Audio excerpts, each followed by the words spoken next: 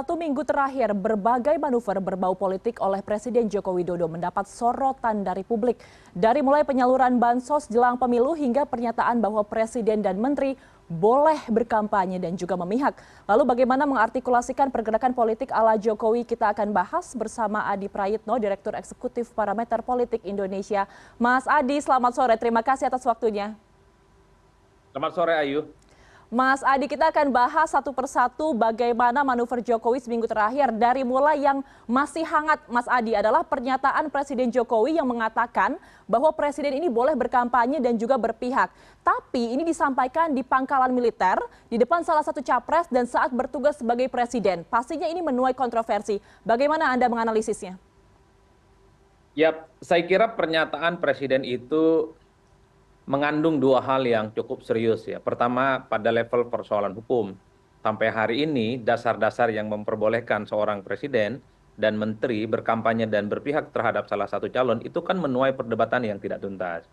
Pernyataan presiden itu tentu mengacu pada pasal 299 atau pasal 281 yang memperbolehkan di mana presiden, wakil presiden, menteri, gubernur, bupati, dan wali kota itu boleh ikut kampanye, tapi kan syaratnya ada dua. Dia cuti di luar tanggungan negara. Yang kedua adalah tidak boleh menggunakan fasilitas negara.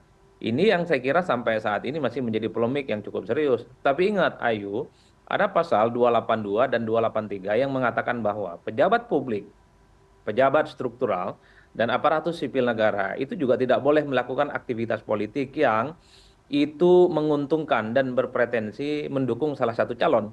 Pada konteks inilah sebenarnya perdebatan soal hukum, apakah seorang presiden, seorang menteri, dan pejabat-pejabat yang lain boleh ikut berkampanye dan menyatakan sikap politiknya sampai saat ini tidak selesai.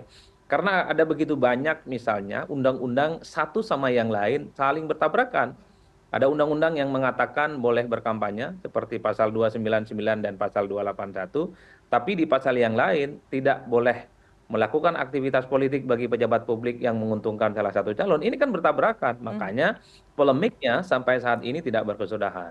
Itu implikasi polemik politik ya yang bersifat hukum. Tapi saya ingin melihat yang kedua, efeknya, yaitu adalah dampak secara politik.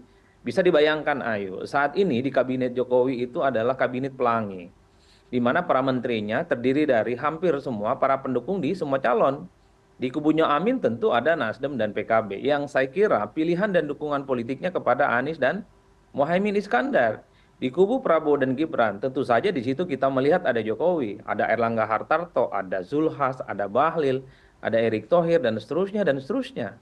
Dan di kubu nomor 3, kita tahu hampir dan pasti tentu saja semua menteri dari PDIP, termasuk misalnya menteri dari P3, itu adalah mereka yang terafiliasi dengan Ganjar dan Mahfud MD. Bagaimana kita bisa membayangkan suasana kebatinan politik di internal koalisinya Pak Jokowi hari ini, antar menteri dan termasuk juga antar presiden. Ini yang saya kira memang saya tidak bisa membayangkan. Oleh karena itu, tidak mengherankan kalau belakangan ini kita mendengar kabar ada suasana ruang ganti dalam tanda kutip, kalau kita ibaratkan seperti bola, ada suasana ruang ganti kabinet yang kemudian ini tidak kondusif. Karena hampir partai-partai politik yang saat ini punya menteri di dalamnya, satu sama yang lain itu tak nyaman hati. Karena tentu mereka ini punya pilihan politik di 2024. Apalagi misalnya kalau kita melihat ini sangat potensial akan menimbulkan friksi ya antar sesama menteri, dan sangat mungkin juga bisa menimbulkan friksi antara menteri yang non pendukung nomor 2 dengan Jokowi secara umum. Jadi tidak mengherankan kalau kemudian muncul rumor, muncul isu sejumlah menteri akan mundur, termasuk pernyataan Mahfud MD yang katanya akan mundur. Bagi saya ini bagian dari konflik politik, bagian dari friksi-friksi di internal koalisinya ya, koalisi yang saat ini memang tidak terlampau nyaman suasana batinnya. Jadi dua hal ini yang saya kira dampak politik yang bisa dirasakan kalau menteri, kalau presiden itu berkampanye dan berpihak terhadap salah satu calon. Karena para kabinetnya Jokowi, para pembantunya adalah mereka yang semuanya tidak mendukung nomor 2. Ada yang ke Ganjar dan Mahfud, ada juga yang kubu Amin. Ini yang saya kira kenapa perdebatan-perdebatan persoalan pernyataan presiden itu sampai saat ini tidak pernah selesai. Baik, baik. Mas Adi, kalau saya berarti menyimpulkan dari 2 poin Anda, seluruh efek dari pernyataan Presiden Joko Widodo bisa dikatakan arahnya ke negatif semua. Kemudian apakah berlebihan kalau ada beberapa pihak yang mengatakan bahwa ini adalah langkah blunder dari seorang Presiden Joko Widodo? Kalau disebut blunder ya tidak, tapi saya ingin mengatakan ini menimbulkan efek problematis yang cukup serius. Problematik pada level hukum dan problematik pada level politik. Pada level hukum tentu ada pasal-pasal yang tidak memperbolehkan Oke. pejabat publik ya untuk melakukan aktivitas yang menguntungkan salah satu calon. Saya sebutkan pasalnya 282 dan 283. Itu bisa dicek dalam Undang-Undang Pemilu. Tapi ada juga pasal yang memperbolehkan presiden dan wakil presiden itu ikut berkampanye. Ini yang Oke. saya kira sampai hari ini para hukum, para ahli-ahli hukum memprotes sikap dan pernyataan Pak Jokowi. Termasuk misalnya ada aturan, kalaupun toh mau ikut kampanye, menteri, kemudian presiden, wajib hukumnya cuti dan tidak boleh menggunakan fasilitas negara. Ya. Tapi kan problemnya misalnya, banyak kan sejumlah menteri misalnya, yang kemudian terkesan memberikan tendensi dan dukungan terhadap salah satu calon, sementara dirinya masih aktif sebagai menteri dan tidak mengajukan cuti. Ini yang kemudian dikritik oleh publik soal etika, soal akhlak, yang seringkali dikangkangi dalam konteks berbangsa dan bernegara. Jadi kalau mau jadi tim sukses, kalau mau mendukung salah satu calon, ya cuti dari sekarang sebagai bentuk ya era moral etik supaya tidak ada konflik of interest, supaya tidak abuse of power siapapun itu, terutama yang saat ini sedang menjabat ya sebagai pejabat publik. Pada level politik itu tadi saya membayangkan akan ada kegaduhan di internal antar menteri-menterinya Pak Jokowi karena mereka ini punya pilihan politik yang beda-beda. Oke, oke. Ya kan? Kan itu yang saya sebut. Baik, Mas Adi, selain juga tentang cuti yang diatur dalam undang-undang, saya ingin kembali menyoroti masalah hukum. Karena kemarin Joko Widodo menguatkan pernyataannya dengan menunjukkan sebuah kertas besar yang isinya adalah Undang-Undang Nomor 7 Tahun 2017 Pasal 299 yang akhirnya menguatkan argumennya. Tapi masalahnya di sini adalah ia tidak menyebutkan lengkap karena turunan pasalnya ada yang ayat 3. Saya bisa bacakan sedikit isinya ya Mas Adi ya, bahwa pejabat negara yang boleh berkampanye adalah A. Capres atau Cawapres, B. Tim kampanye yang didaftarkan ke KPU, dan juga C. adalah pelaksana kampanye yang sudah didaftarkan ke KPU. Apakah Anda melihat tujuan tertentu dari penjelasan pasal ini? Kenapa hanya pasal yang menguntungkan saja yang dibahas, yang lainnya tidak? Ya bagi saya sederhana, Pak Jokowi hanya ingin menegaskan kepada publik bahwa aturan seorang presiden boleh ikut kampanye itu sudah diatur dalam pasal 299 itu.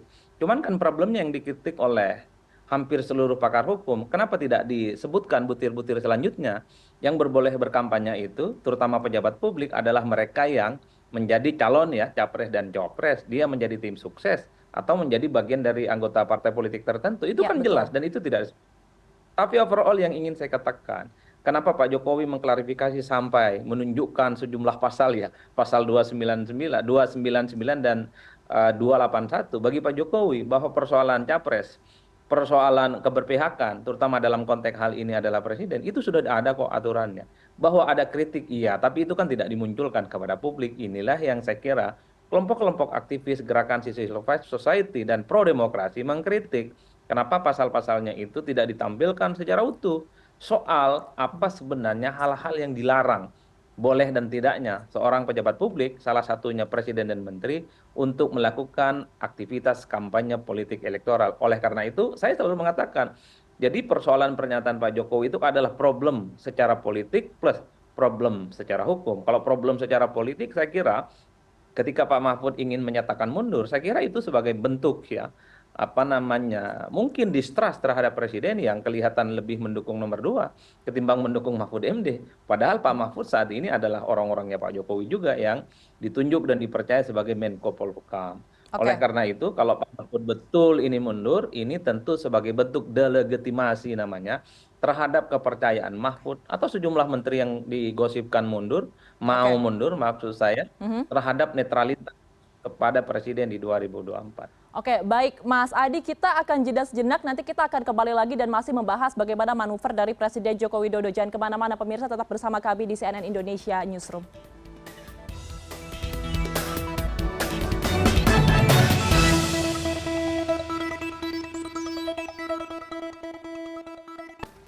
Anda masih bersama kami di CNN Indonesia Newsroom, masih membicarakan mengenai bagaimana manuver Presiden Jokowi pada seminggu terakhir bersama Adi Prayitno, Direktur Eksekutif Parameter Politik Indonesia. Mas Adi, selain masalah pernyataan Presiden Joko Widodo, hal lain yang juga menjadi sorotan adalah penyaluran bansos. Alih-alih dikelola oleh Mensos, Jokowi saat ini justru turun gunung langsung dalam proses pembagiannya. Menurut Anda, apakah ini bermuatan politis? Ya kalau kita membaca statement-statement netizen, kelompok-kelompok kritis, ya aktivis-aktivis dan pro demokrasi, bansos yang digelontorkan ini kan rasa kampanye, bansos rasa Pilpres 2024 karena begitu agresif dan cukup masif dilakukan justru jelang pencoblosan di 2024. Kalau mau jujur sebenarnya bansos semacam ini kan ditunggu oleh rakyat Indonesia sejak lama. Bukan hanya masif ya dilakukan jelang mau pencoblosan di TPS. Tapi oke lah, yang ingin saya katakan adalah publik harus tahu bahwa bansos itu adalah bantuan sosial yang memang merupakan tanggung jawab dan kewajiban negara. Nggak boleh dikapitalisasi seakan-akan itu pemberian pribadi yang kemudian untuk misalnya dikapling dan dikapitalisasi itu bukan untuk kepentingan negara dan bangsa, itu tidak boleh. Oleh karena itu, rakyat harus tahu jika ada bantuan sosial, apalagi misalnya coba untuk dipolitisasi, ada bantuan sosial yang coba untuk di-coupling misalnya untuk kepentingan politik tertentu, saya kira itu harus ditolak dan salah kaprah. Karena bantuan sosial yang diterima oleh rakyat itu adalah kewajiban dan tanggung jawab negara. Udah titik itu saja bagi saya. Oleh karena itu, pendidikan politik dan masyarakat harus disadarkan kalau bansos itu bukan pemberian yang diberikan oleh paslon, bukan pemberian diberikan oleh calon, bukan pemberian yang diberikan oleh satu oknum tertentu yang itu terafiliasi misalnya menguntungkan salah satu calon. Bansos ya sudah, ini soal tanggung jawab dan ini soal pejabat publik ya yang seharusnya melakukan itu. Yang kedua menurut saya, Mbak Ayu, soal bansos ini ya. Ini memang agak aneh. Kalau bansos kadang seakan-akan ini adalah miliknya penguasa, miliknya pemerintah saat ini. Tapi giliran hutang itu kan tidak diklaim sebagai hutang negara, tapi kan dianggap sebagai hutang bersama milik rakyat Indonesia.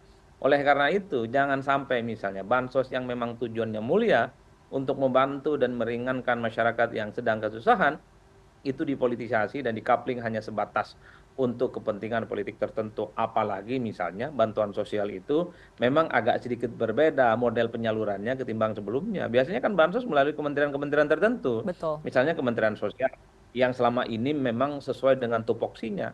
Tapi karena jelang pemilu ya, kemudian ini dilakukan langsung oleh seorang presiden. Inilah yang kemudian menimbulkan polemik dan kemudian menimbulkan saat ini perdebatan yang tidak selesai. Tapi saya ingin membaca secara politik soal pernyataan presiden yang mengatakan bahwa seorang presiden, menteri itu boleh berpihak, termasuk bantuan sosial. Kalau publik melihatnya ini dikaitkan dengan pemilu 2024. Ada dugaan-dugaan ini tentu untuk memberikan efek positif ya kepada tokoh, kepada calon dan calon presiden tentu saja yang terafiliasi didukung oleh Pak Jokowi. Ini yang saya kira menjadi perdebatan-perdebatan Oke, publik dan publik sudah tahu baik. siapa sebenarnya yang terkonfirmasi didukung Jokowi di 2024 yaitu paslon nomor 2 Prabowo dan Gibran. Dalam Betul. konteks inilah kemudian bansos, pernyataan-pernyataan soal presiden dan menteri boleh berpihak itu dikritik secara maksif oleh kelompok-kelompok kritis dan kelompok-kelompok yang selama ini tidak terafiliasi ke paslon nomor 3. Ya. Makanya bansos ini kalau mau jujur ya jangan hanya masif mau jelang pemilu, tapi sering-sering dilakukan. Baik, Mas Adi, kalau kita melihat memang pergerakan politik ala Jokowi ini semakin banyak menuai kritik ya. Tapi dengan manuver Jokowi yang luar biasa jelang pemilu ini, kira-kira prediksi Anda seberapa besar hal ini akan berpengaruh kepada tingkat elektoral untuk paslon terutama 02 yang kita lihat semakin lama semakin turun nih? Kalau mau jujur sebenarnya sejak lama publik ini kan terkonfirmasi bahwa Jokowi itu punya preferensi politik, punya jagoan di Pilpres 2024 namanya Prabowo dan Gibran. Karena faktor Gibran tentu saja.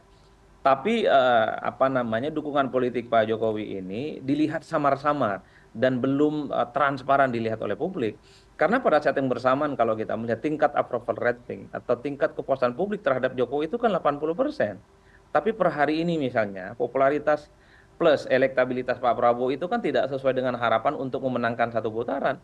Oleh karena itu, kalau belakangan ini dalam seminggu misalnya, begitu banyak statement-statement dan tindakan politik yang dilakukan oleh presiden, sangat vulgar dan cukup terbuka, itu dimaknai oleh publik sebagai salah satu bentuk bahwa masyarakat yang puas terhadap kinerja Jokowi yang mencapai 80%, mereka otomatis mendapatkan melimpahkan dukungan politiknya kepada Prabowo dan Gibran tentu untuk memenangkan satu putaran. Coba bisa dibayangkan Oke. menyampaikan bahwa presiden dan menteri berpihak dan itu dilakukan oleh di pangkalan pertahanan tidak Mhm, keliru dan di mhm. situ ada Menhan kan itu yang kritik. Ya. Orang bertanya, kapan nih Pak Presiden ngomong itu sampingnya ada Pak Mahfud MD? Kan sama-sama menteri. Mhm. Ya enggak? Iya, ini Termasuk memang bantuan. memang hal yang sangat disayangkan karena kita tidak bisa lagi melihat bagaimana netralitas yang disampaikan oleh Presiden Joko Widodo beberapa waktu belakangan. Ini juga yang menjadi catatan dan kritik oleh masyarakat. Terima kasih atas informasi serta waktunya Mas Adi Prayitno, Direktur Terima kasih, Eksekutif Parameter Politik Indonesia. Selamat sore Mas, sehat selalu Mas Adi. selamat sore, Ayu. Makasih.